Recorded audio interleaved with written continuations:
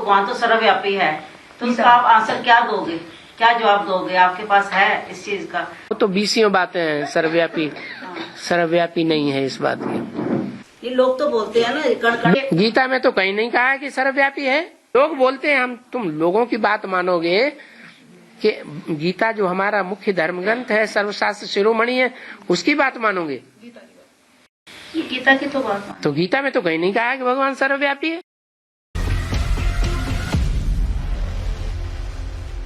जो गीता में भी लिखी हुई है, मनुष्य गुरुओं ने लिखी भी है, लेकिन गलती के कारण बुद्धि भ्रमित हो जाती है, विकारी बुद्धि है, कामी क्रोधी बुद्धि है, इसलिए फिर भगवान को सर्वव्यापी भी कह दिया। गीता में ही श्लोक भी लिखा हुआ है, मैं कहाँ का रहने वाला हूँ, भगवान खुद बताते हैं। न तद्भासयते सूर्यो न शशांको न पावक यद् गत्वा न निवर्तन्ते तद्धाम परमं मम। जहाँ न सूर्य चांद सितारों का प्रकाश पहुँचता है, इतना परे का धाम है, वहाँ का मैं रहने वाला हूँ। जहाँ जाकर के आत्माएं फिर वापस से कलयुगी पापी दुनिया में नहीं लौटती, वो मेरा परम धाम है। अगर सर्वव्यापी है, फिर ऊपर की ओर मुंह करके याद क्यों करते हैं? हे प्रभु, हे भगवान, ऐसे इशारा करते हैं ऊपर की ओर, तो जरूर ऊपर में है ना। गीता में कहा गया है, ना हम तेषु ते मये, मैं उन पत्तों में नहीं हूँ, टहनियों में नहीं हूँ, परंतु वो पत्ते और टहनियां मुझ बीज रूप में समाई हुई हैं। कैसे समाई हुई है? याद के द्वारा समाई हुई है। तो एक तरफ को ब्रह्म के वैज्ञानिक कहते हैं कि हम मुक्ति में जावे, सदा काल की हमारी मुक्ति हो जावे, और दूसरी ओर कहते हैं आत्मा विनाशी है। एक ओर कहते हैं आत्मा परमात्मा में लीन हो जावे, और दूसरी ओर कहते हैं आत्मा विनाशी है। दोनों बातें कैसे संभव होंगी?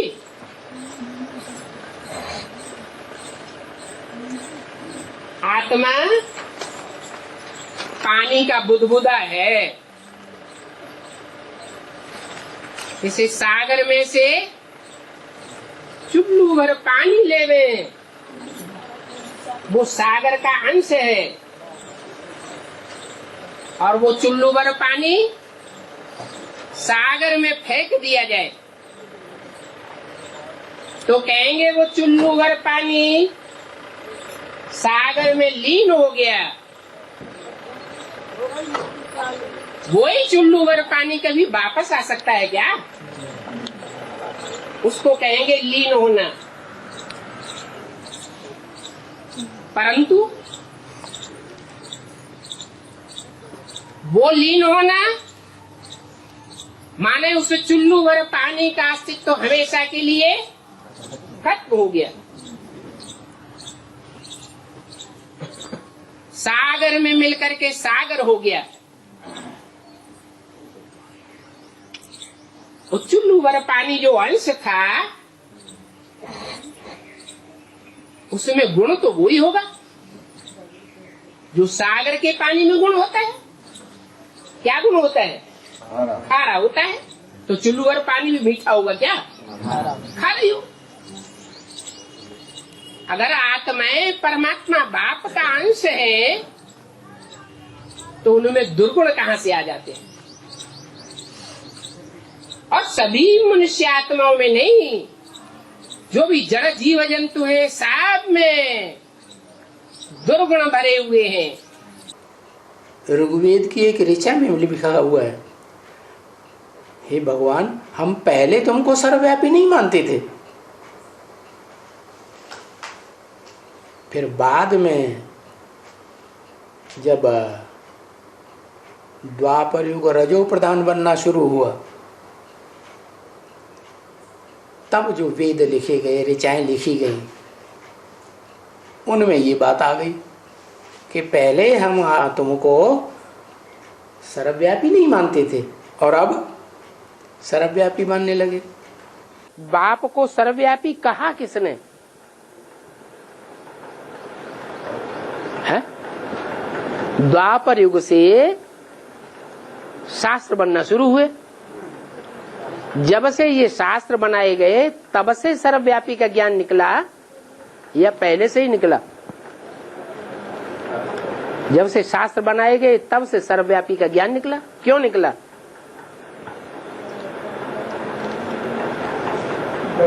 है? उस समय ही क्यों निकला?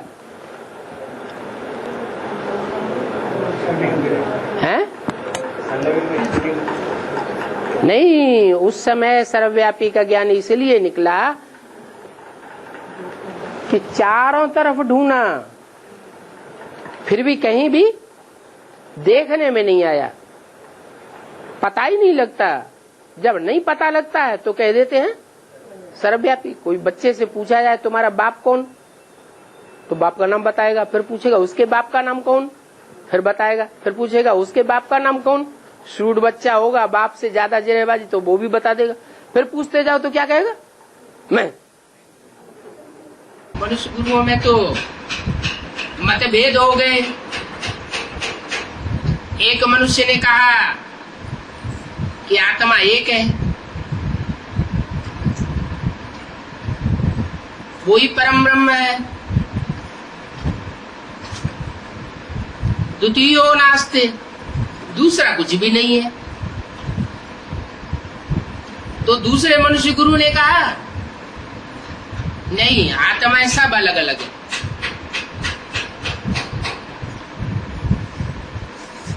परमात्मा उन सबसे अलग है।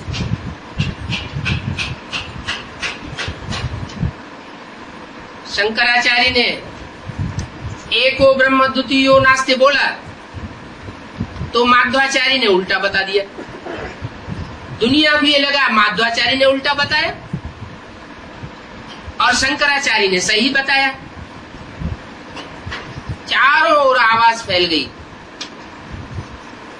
एको ब्रह्म द्वितीयो नास्ति, एक ही आत्मा है, दूसरी कोई आत्मा नहीं है। क्योंकि दूसरी जो है वो सब उसके अंश हैं, वो अंश अंश में मिल जाते हैं, आत्मा सो परमात्मा में मिल जाती है, लीन हो जाती है। और उनका वाद इतना प्रचंड गति से संसार में फैला कि जितने भी धर्म थे सब धर्म वालों ने ये बात मान ली, एक नास्तिक धर्म को छोड़ के, कि आत्मा सो परमात्मा। पहले मुसलमान भी कहते थे अल्लाह ताला अर्श में रहता है, फर्श में नहीं है। अभी वो भी कहते हैं कि खुदा जर्रे जर्रे में है। जैसे हिंदू लोग कहते हैं कण कण में व्यापक है।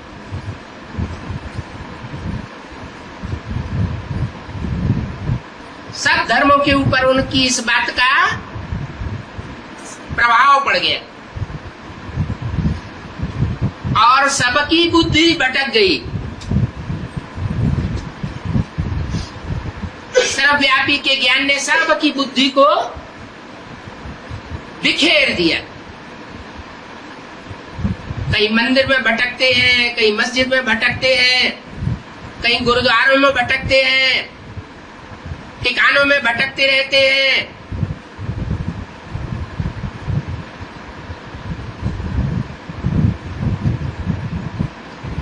जगह जगह भटकते रहते हैं क्योंकि समझते हैं कहीं भी परमात्मा व्यापक है। पत्थर ठिक्कर भित्तर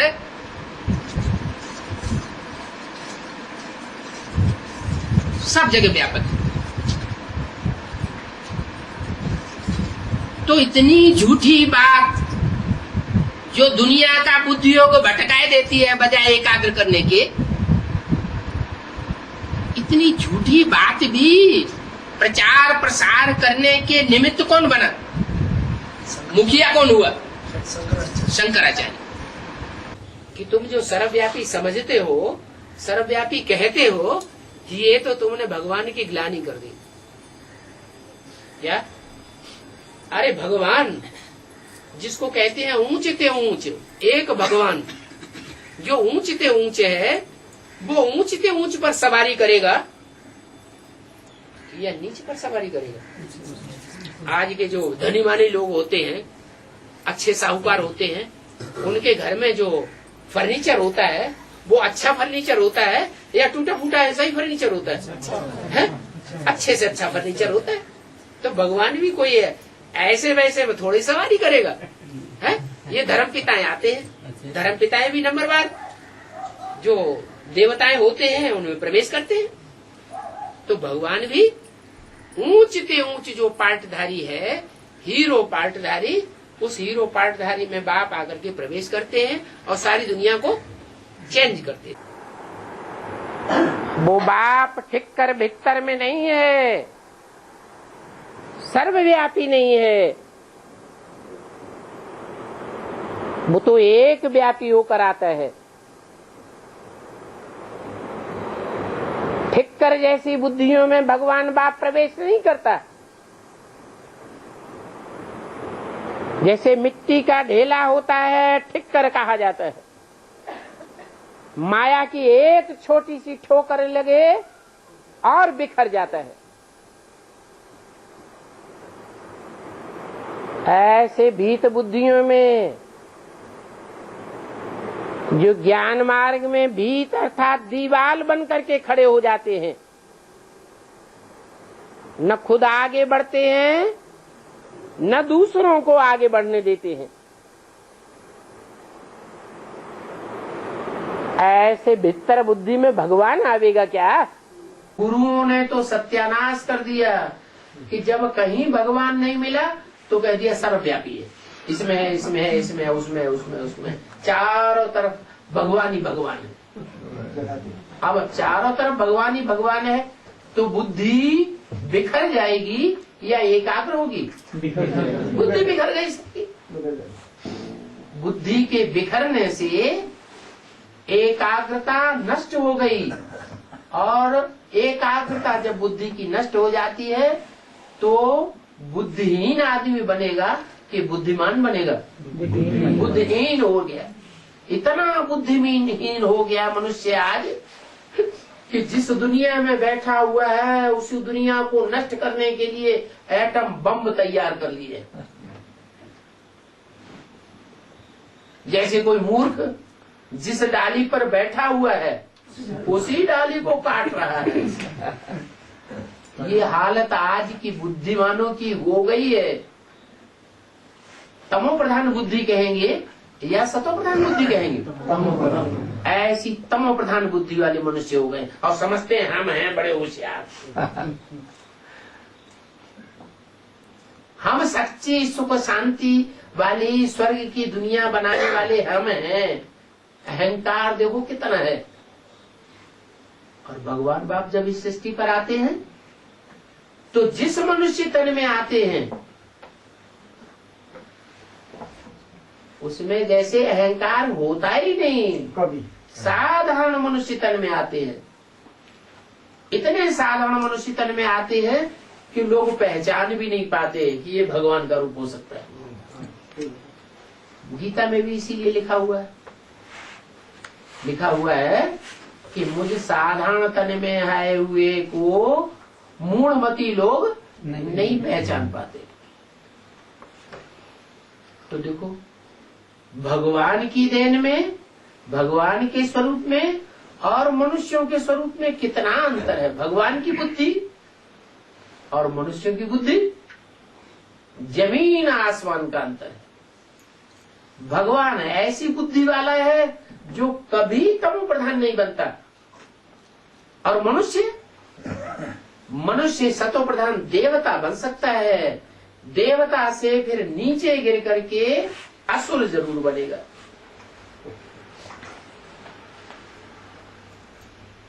दुनिया की जो भी आत्माएं हैं वो नीचे ऊपर होंगी, लेकिन भगवान कभी नीचे ऊपर नहीं होता।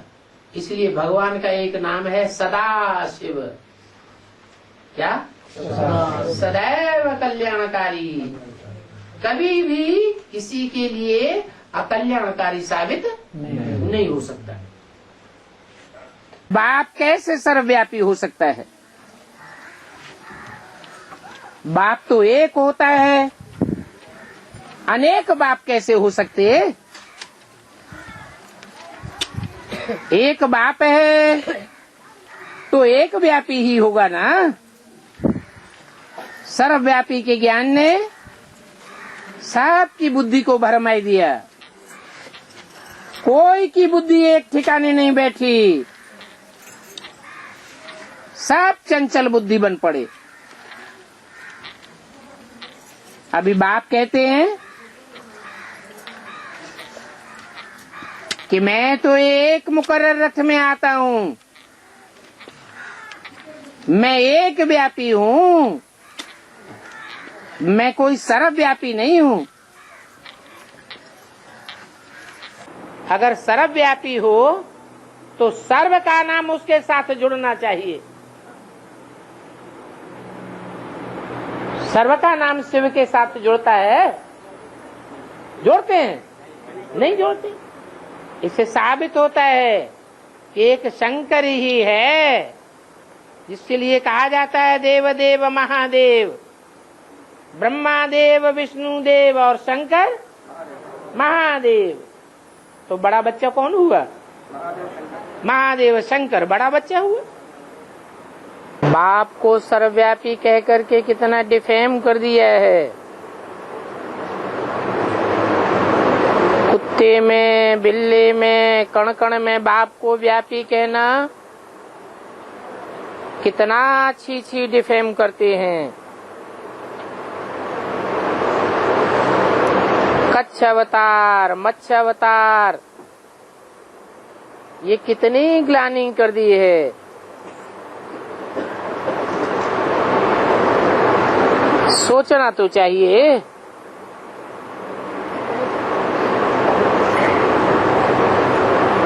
कि बाप मनुष्यों को ज्ञान सुनाने आवेगा या जानवरों को ज्ञान सुनाने आवेगा?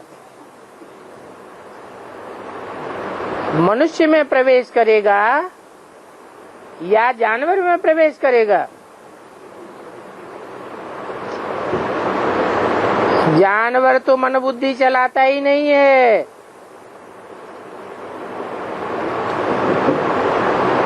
तो मनन चिंतन चल ही नहीं सकता। मनुष्य की तो मन बुद्धि है।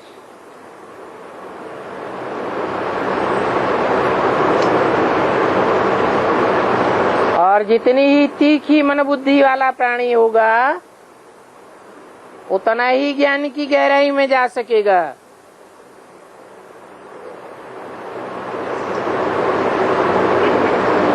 शास्त्रों में तो कच्छ अवतार, मत्स्य अवतार, पानी के अवतार दिखाई दिए हैं। पानी ही उनका आधार है।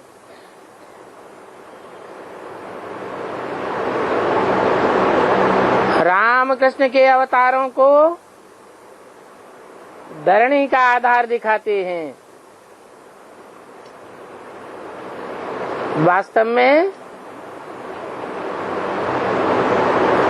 कन्याएं माताएं ही धरणी है।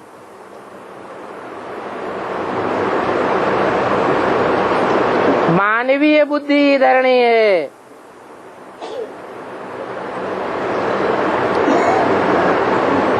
शंकराचार्य जो सभी का गुरु है वो सबसे जास्ती ग्लानि करते हैं।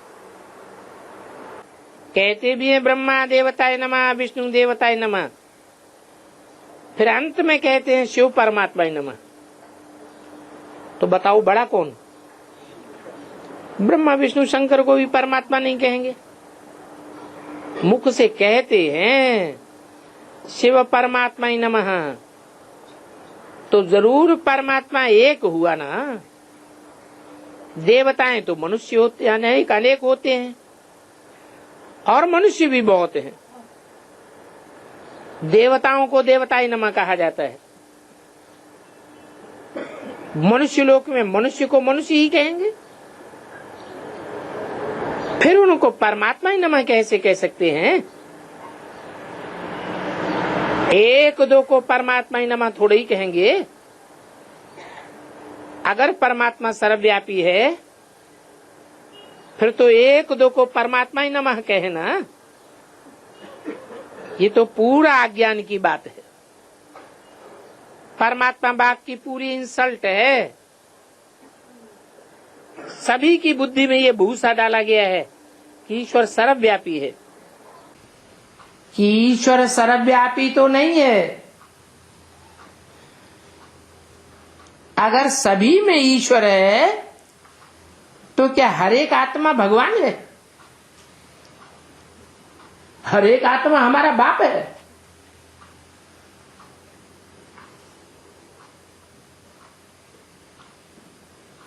सदगुरु है क्या? बताओ।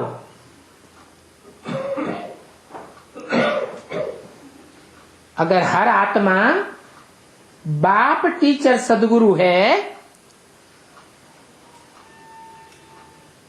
कोई कहे शिवो हम, तो पूछो बताओ सृष्टि के आदि मध्य अंत का तुमको नॉलेज है?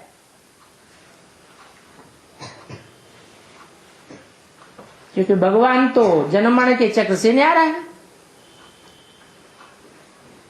तो ये बात तो कोई सुना ही नहीं सकता। पहला झूठ कौन सा सुनाते हैं? ईश्वर सर्वव्यापी है। फिर ईश्वर को थोड़ी ही भक्ति करनी है। तुम भी ईश्वर, हम भी ईश्वर, फिर हम माथा किसको टेके? सन्यासी लोग कहते हैं शिवोहम तत्वम, मैं शिव हूं, जो मैं शिव हूं वो ही तुम हो। फिर बताओ पूजा करने की क्या दरकार है? सब ईश्वर के रूप हो गए, फिर हम तुमको गुरु क्यों बनावे? अभी तुमको तो सारी अकल आ गई है। शिवो हम कोई मनुष्य कह नहीं सकता तुम्हारे सामने। कोई मुसलमान सुने कि ये अपन को अल्लाह कहते हैं तो एकदम तलवार से मार डाले। अरे अल्लाह तो सभी का बाप है, तुम तो पतित भ्रष्टाचारी अपन को कैसे खुद कह सकते हो कि मैं अल्लाह हूं? अल्लाह माने ऊंचते ऊंचे। जगत का गुरु तो एक ही होगा ना। यहाँ तो दुनिया में कितने जगत गुरु श्री श्री 108 का टाइटल लेकर बैठे हैं। जगत गुरु तो वो ही होगा जिसकी सारी दुनिया बंदगी करे।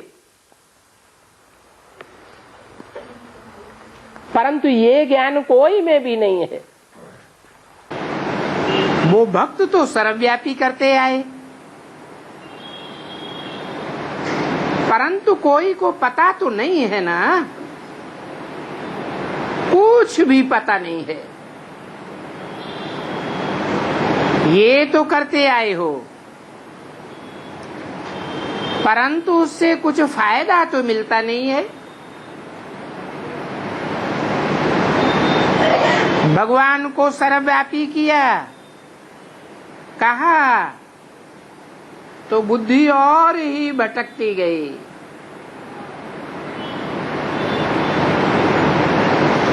कोई मंदिर में गए, कोई मस्जिद में गए, कोई गुरुद्वारे में गए, कोई गिरजाघर में गए, कोई तीर्थों में गए, कुछ भी फायदा नहीं मिला। और भारत तो और ही रसातल में जा रहा है। गीता में लिखा हुआ है, प्रवेश तुम, मैं प्रवेश करने योग्य हूँ। रूपक भी दिया हुआ है, अर्जुन का रथ है, उसमें भगवान ने प्रवेश करके उसकी बागडोर संभाली, लेकिन कोई कुछ समझ नहीं सका। क्योंकि एक तरफ तो शास्त्रों में कह दिया शरीरम रथम विद्ये इंद्रियाणि हयान्याहुः, शरीर को रथ समझ, इंद्रियों को घोड़ा समझ, और दूसरी तरफ वो रथ का और अर्जुन का रूपक बना दिया, चित्र बना दिया गीता के ऊपर। लोगों को फिर भी समझ में नहीं आया, न शास्त्रकारों को समझ में आया कि ये इंटरप्रिटेशन असली इसका क्या है। अरे शरीर रूपी रथ है, पुरुषार्थ का अर्जन करने वाले जो भी मनुष्य हैं नंबरवार, उनका शरीर रूपी रथ है। शरीर रूपी रथ में भगवान प्रवेश करता है, उनकी इंद्रियों को कंट्रोल करना सिखाता है, वो रूपक है। उन्होंने स्थूल रथ समझ लिया। अरे परमात्मा बाप अगर सर्वव्यापी होता तो सारी दुनिया में गुणों गुणों की ही लहर होनी चाहिए। अब गुण कहाँ से आ जाएंगे?